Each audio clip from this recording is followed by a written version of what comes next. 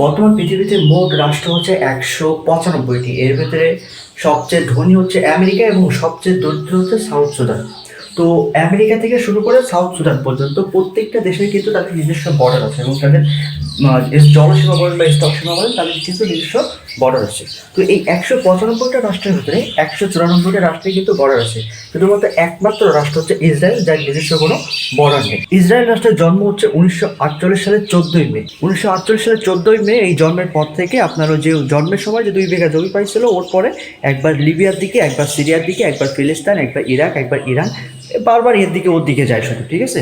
তো ইসরায়েল হচ্ছে এমন একটা রাষ্ট্র, ওই যে বাঙালিদের ভেতরে অনেকেই কথা বলে যে দেখবেন যে ওর সব দিয়েও নাম নাই। ঠিক আছে, বাঙালিদের অনেকে বলে যে ওর সব দিয়েও নাম নাই। তো ইসরায়েল হচ্ছে এমন একটা রাষ্ট্র যে আপনি ওরে বলবেন যে ভাই পৃথিবীর যত জায়গা আছে সব তুমি নাও, পৃথিবীর যত জায়গা আছে আমরা ধরেন গিয়ে মঙ্গল গ্রহে গিয়ে থাকবো, পৃথিবীর যত জায়গা আছে সব তুমি নাও।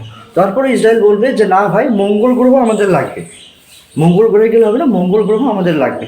ঠিক আছে। তো ইসরায়েল হচ্ছে এমন একটা রাষ্ট্র, তার নিজস্ব কোনো বর্ডার নেই।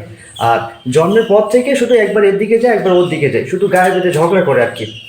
তো ইসরায়েল রাষ্ট্রের জন্ম যেভাবে হয়েছে এটা পৃথিবী থেকে মুছবেও ঠিক সেইভাবে, এটা যেভাবে জন্ম হয়েছে এটা মুছবেও ঠিক সেইভাবে।